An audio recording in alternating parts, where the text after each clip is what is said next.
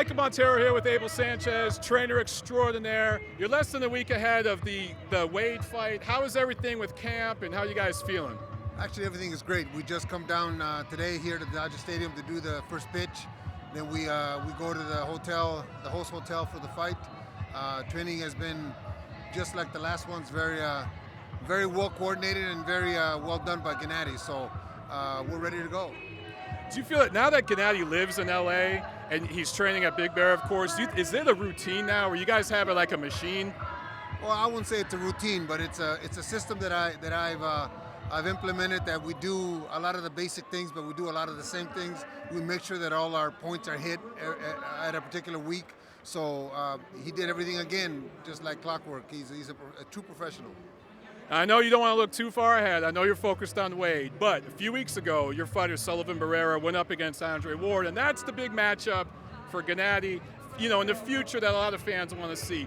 What did you see being in there with Ward all those rounds? Were there things that you picked up that Gennady could take advantage of?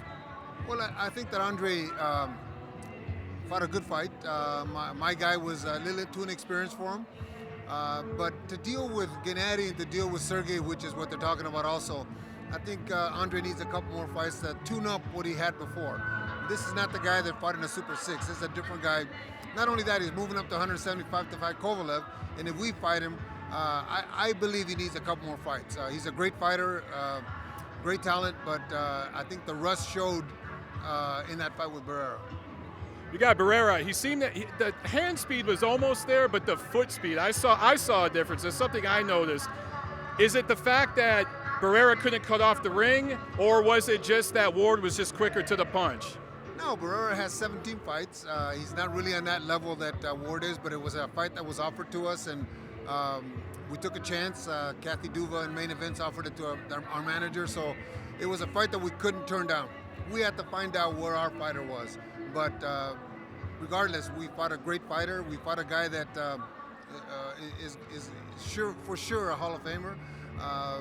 We did the best we could do, but Andre is slowing down a little bit, and he isn't the Andre of before. Now, assuming everything goes according to plan with HBO and Andre Ward takes on Sergey Kovalev, let's just say he wins that fight, becomes the champ at 75, and Gennady cleans things out at 160. If there was a future super fight a couple years down the road, what weight do you see that happening at? Well, I think that Gennady, once he cleans up 60, he's going to move up to 68. Once he moves up to 68, then we'll see how that is and see how he handles the weight. But I think that's something that Tom and Herman Brothers will have to discuss. I think that's far away. That's at least a couple, 3 years from now. But I think that's a great fight. If he happens to beat Sergey, which I don't think he can, I think it's the super fight of the future. How do you see that fight playing out between Andre Ward and Sergey Kovalev? I think Sergey's a little too strong for him, first. Second, he's got a heck of a jab, and he's going to box him from the outside. He'll be too strong for him. Sergey is a very good puncher. So if Andre can deal with the speed and with the length, I don't think he's going to be able to deal with the strength.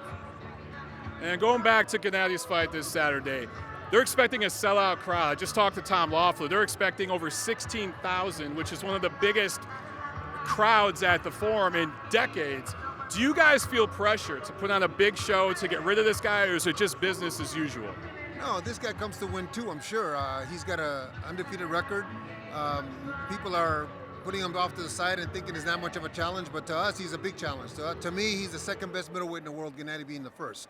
So I expect a tough fight from him. If he doesn't, we prepared for a tough fight. If he doesn't bring us a tough fight, there's going to be a short night. But I know that the crowd is going to be happy with what Gennady does, because whether it's 1 round or 10 rounds, he's going to give it his all. The last time I was at the Forum, he played around a little bit with Willie Monroe Jr. Now, if he starts doing that again Saturday, are you going to get in his ass a little bit and tell him to clean it up? We actually talked about that, and I've made sure that he understands that his responsibility is to Gennady Golovkin. His responsibility is to the people that put in all the hard work for him to get to this point. His responsibility is to go out and do what he does best. I hope that he doesn't start to do that, because yes, I will get on him in a corner, but he's the guy inside. He's the guy that sees what he's got in front of him. He's the guy that's going to make that decision. But I will definitely not condone that. I mean, I will get on him. And last question. assuming everything goes according to plan Saturday, you guys have tried to reach out to Billy Joe Saunders and some other fighters. Is there anybody in particular? Of course, Canelo, if he's successful against Khan, that's supposed to happen. I have a feeling it's not going to happen until next year, but that's just my opinion. Who do you guys want to fight if you had your choice? Well, obviously Wade's the first hurdle. We're concentrating on Wade, but fortunately I'm the coach. I don't get to go out and try to hunt all those opponents. I will make the decision whether we'll oppose them or not when the time comes when they give me those names. But there's 4 or 5 different opportunities for us. Hopefully everything goes well for us and for Canelo, and then a decision can be made about the WBC belt, and then we'll go from there. Saunders is there. I believe Tom's talking Ramirez for the end of the year. What's his name? Jacobs. Jacobs is there. Jacobs would be a heck of a fight. I think that's probably the... In New York, right? That's yes, gotta be absolutely. In New York but that's the fight I think that the public will get behind because of Jacobs' history. You know, Right. Jacobs, and he's a real smart fighter. I remember about 2 or 3 years ago when he won the title, I remember him saying that he wasn't ready for the elite level yet. He wanted a couple 12-rounders. This is a guy that understands who he is, which is the same kind of fighter that I have.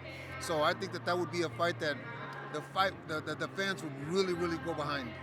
I agree. I'd be there ringside. There you have it, ladies and gentlemen. Make sure you tune in Saturday night HBO, the big drama show and the little drama show.